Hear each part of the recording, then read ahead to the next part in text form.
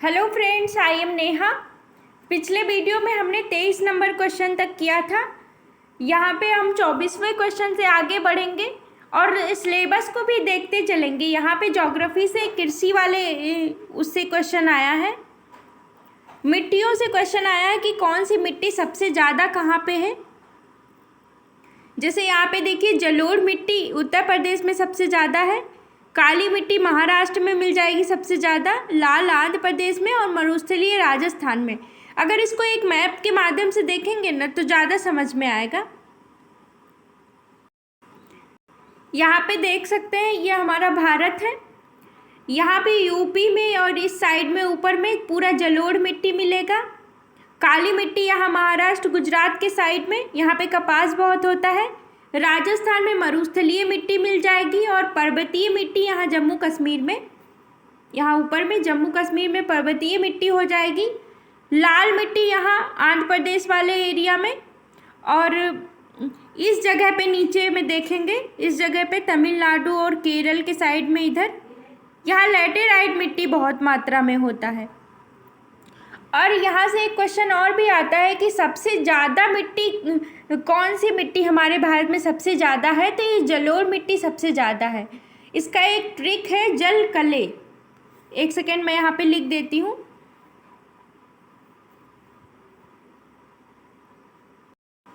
इसका मतलब है जा से जलोढ़ मिट्टी सबसे ज़्यादा है, उसके बाद लाल मिट्टी है दूसरे नंबर पर, और तीसरे नंबर पे काली मिट्टी है, उसके बाद लैटेराइट मिट्टी है।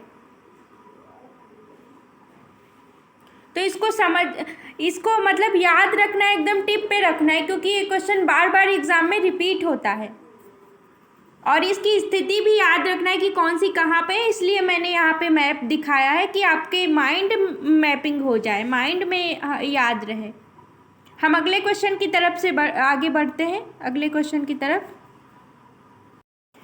देखिए, एग्ज़ाम में कुछ ऐसे भी क्वेश्चन मिल जाते हैं जिसे हमें छोड़ देना चाहिए। अगर नहीं आ रहा है तो उस पर तुक्का नहीं लगाना चाहिए। जैसे यहाँ पे क्वेश्चन दिया है, नाइजर राम तिल की फसल एक तेल की फसल है, इसके बीजों में तेल की मात्रा कितनी पाई जाती है, तो इसका आंसर है 37 से 47% पाई जाती है। अगले क्वेश्चन की तरफ बढ़ते हैं।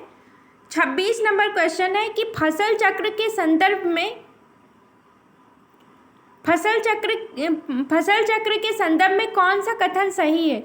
गहरी जड़ों वाली फसलों के बाद उसी तरह की फसलें उगानी चाहिए, ये गलत है, क्योंकि हमेशा उसके अपोजिट में करना चाहिए। जैसे गहरी जड़ों के बाद उथली जड़ों का प्रयोग करना चाहिए, उर्वर क्षमता को बनाए रखने के लिए ऐसा करते हैं, तो ये गलत हो जाएगा। फलीदार फसल के बाद बिना फली वाली फसल लेनी चाहिए, मतलब उगानी चाहिए, तो ये सही है। इसके बारे में और देख लेते हैं हम लोग आगे। जैसे यहाँ पे देख सकते हैं कि उथली जड़ के बाद जो है गहरी जड़ वाली फसल का यूज करना चाहिए, फलीदार के बाद बिना फली वाली फसल का यूज करना चाहिए, और अधिक जल की आवश्यकता के बाद कम जल की आवश्यकता वाली फसलों का उपयोग करना चाहिए। देख रहे हैं ना, इसके विपरीत अपोजिट में बार बार यूज करना चाहिए, जिससे उर्वर क्षमता हमारे खेत की बनी रहे। अब हम लोग अगले क्वेश्चन की तरफ आगे बढ़ते हैं। अगेन मोस्ट इम्पॉर्टेंट क्वेश्चन है, उद्योग से है, इंडस्ट्री से है। भारतीयों द्वारा चीनी उद्योग का विकास कब हुआ। जैसे ये 1903 में हुआ था, प्रतापपुर देवरिया में, बिहार में। रिसड़ा में प्रथम जूट मिल का उद्योग 1855 में हुआ था। भारत में स्टील का प्रथम बार उत्पादन 1874 में हुआ था, और बम्बई में प्रथम कपड़ा मिल का 1854 में हुआ था। अब इसको हम आगे याद करते हैं। देखिए, क्वेश्चन में आयरन स्टील के बारे में पूछा है। तो देश में पहला लौह इस्पात कारखाना जो है 1874 में बराकर नदी के किनारे कुल्टी आसनसोल पश्चिम बंगाल में स्थापित किया गया था। कहाँ पे? कुल्टी आसनसोल पश्चिम बंगाल में, 1874 में बराकर नदी के पास। वहाँ पे जो ऑप्शन दिया है ना, मैं वही खाली बता रही हूँ। तो पहला जो आयरन स्टील इंडस्ट्री था, यह 1874 में आया था। कहाँ पे आया था? बराकर नदी के किनारे कुल्टी आसनसोल पश्चिम बंगाल में आया था। तो इसको याद रखना है। 1874 बराकर नदी के किनारे, कुल्टी आसनसोल। बार बार बताने का मतलब यही है कि इसको तुरंत का तुरंत याद कर लेना है। और अगला सूती वस्त्र उद्योग के बारे में पूछा है, तो इसको भी देख लेते हैं। जैसे सबसे पहले जो आधुनिक ढंग से सूती वस्त्र की पहली मिल जो लगाई गई थी, ये 1818 में लगाई गई थी। 1818 में कोलकाता में फोर्ट ग्लास्टर में लगाया गया था, लेकिन ये असफल हो गया था, इसीलिए इसको पहला नहीं मानते हैं। ज़्यादातर हर जगह पे यही 1854 वाले को मानते हैं, क्योंकि पहला वाला तो असफल हुआ था जो 1818 में कोलकाता में किया गया था। तो सबसे पहला सफल आधुनिक सूती जो कपड़ा कारखाना था वो 1854 में बम्बई में कवास जी डावर द्वारा खोला गया था। तो इसको याद रखना है कि 1854 में पहला सफल आधुनिक सूती कारखाना खोला गया था बम्बई में। उसके बाद भी सूती वस्त्र के बारे में थोड़ा बहुत जान लेते हैं कि सूती वस्त्र का जो सबसे ज़्यादा केंद्रीकरण है वो महाराष्ट्र और गुजरात में है। इसके बाद जो है मुंबई को भारत के सूती वस्त्र की राजधानी बोलते हैं, और हमारे यहाँ उत्तर प्रदेश में कानपुर को उत्तर भारत का मैनचेस्टर कहा जाता है, क्योंकि वहाँ सूती वस्त्र ज़्यादा है। जहाँ पे ज़्यादा है वहाँ उसका मैनचेस्टर बोल दिया जाता है। जैसे कानपुर को उत्तर भारत का मैनचेस्टर बोलते हैं, कोयम्बटूर को दक्षिण भारत का मैनचेस्टर बोलते हैं। और यहाँ पे नहीं लिखा है एक चीज़, अहमदाबाद को भारत का बोस्टन बोलते हैं। तो ये जितनी भी चीज़ें मैंने बोली है इसको याद कर लेना है तुरंत का तुरंत, क्योंकि ये दोबारा आएगा ही पेपर में।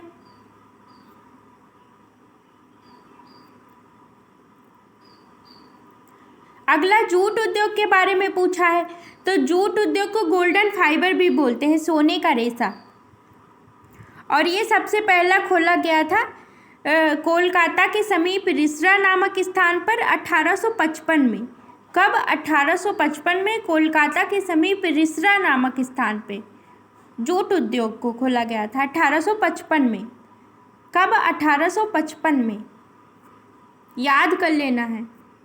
और चीनी उद्योग है, चीनी उद्योग जो है वो 1903 में बिहार में पहली चीनी मिल की स्थापना की गई थी, देवरिया प्रतापपुर में 1903 में बिहार में। अब हम अगले क्वेश्चन की तरफ बढ़ते हैं। अगला है खनिज और उद्योग जिनमें बड़े पैमाने पर उपयोग किया जाता है इन खनिजों का, तो इसको मैच करना है।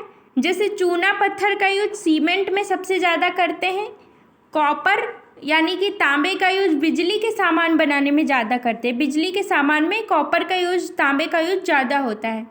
बॉक्साइट का हवाई जहाज़ के निर्माण में ज़्यादा होता है, बॉक्साइट का हवाई जहाज़ के निर्माण में, और मैग्नीज का इस्पात के निर्माण में सबसे ज़्यादा यूज होता है।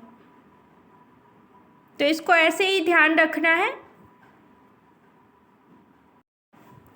अगला बहुत ही महत्वपूर्ण क्वेश्चन है, ये हर एग्ज़ाम में पूछा जाता है, हर साल ये क्वेश्चन आता है। जीवाश्म ईंधन, तो आप लिख के रख लीजिए कि ये अगली बार आएगा ही। जीवाश्म ईंधन के बाद क्वेश्चन है कि जीवाश्म ईंधन के बाद भारतवर्ष की ऊर्जा आवश्यकताओं की पूर्ति के लिए दूसरा सबसे महत्वपूर्ण स्रोत क्या है, तो ये सौर ऊर्जा है।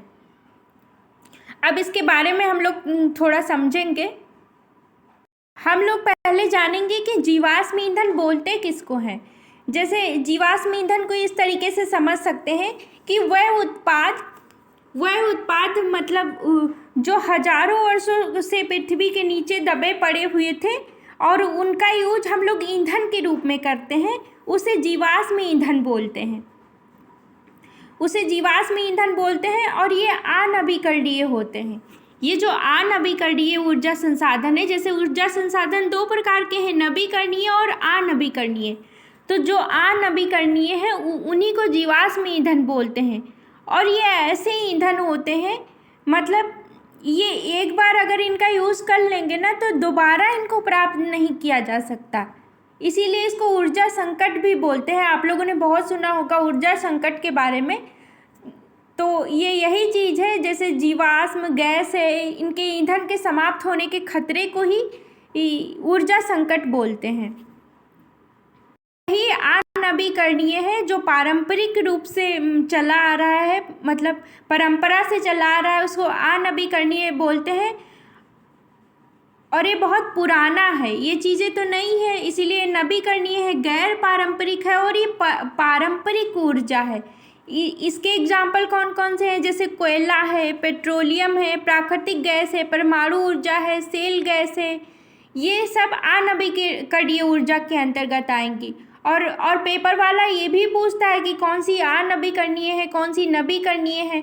अब ये नवीकरणीय जैसे सौर ऊर्जा है, तो क्या सूर्य निकलना बंद हो जाएगा कल से? ऐसा तो नहीं है, ये तो हमेशा प्राप्त किया जा सकता है और ये नेचुरल भी काफ़ी ज़्यादा होता है। सौर ऊर्जा है, पवन ऊर्जा है, जल विद्युत है, बायोगैस है, भूतापीय कचरे से उत्पादित ऊर्जा, ज्वारीय ऊर्जा, ये सब नवीकरणीय के अंतर्गत आएंगी, जो गैर पारंपरिक है।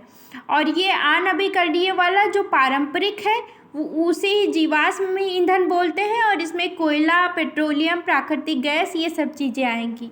ये बहुत ही महत्वपूर्ण क्वेश्चन है, इसको याद रखना है अच्छे से। अगला क्वेश्चन यहाँ पे पूछा है कि कौन सा लौह इस्पात संयंत्र नदी के तट पर स्थित नहीं है? तो ये जो बोकारो है, ये तो दामोदर नदी के पास है, बोकारो दामोदर नदी के पास है। और ये जमशेदपुर जो है वो स्वर्णरेखा नदी के पास है। भद्रावती है, ये भद्रा नदी के पास है। तो यहाँ पे इसका आंसर हो जाएगा, आंसर इसका भिलाई हो जाएगा, क्योंकि यहाँ पे पूछा है कि लौह इस्पात संयंत्र नदी तट पर नहीं है, तो भिलाई किसी भी नदी के नज़दीक में नहीं है, तो इसीलिए इसका आंसर ये हो जाएगा। आई होप ये क्वेश्चन के माध्यम से आप लोग प्रीवियस ईयर का महत्व तो समझ पा रहे होंगे कि ये सब चीज़ें कितना रिपीट होता है बार बार, और हम लोग पढ़ क्या रहे हैं और आयोग क्या पूछ रहा है। इस चीज़ को समझना बहुत ज़रूरी है, तभी आप एग्ज़ाम को क्लियर कर पाएंगे।